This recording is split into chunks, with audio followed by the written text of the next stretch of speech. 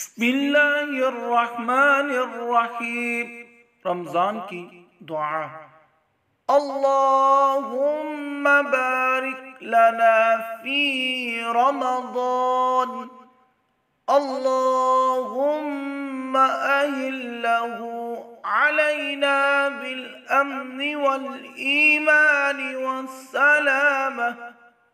والسلامة والإسلام ربي وربك الله. اللهم سلمنا لرمضان وسلمه لنا وتسلمه منا متقبلا.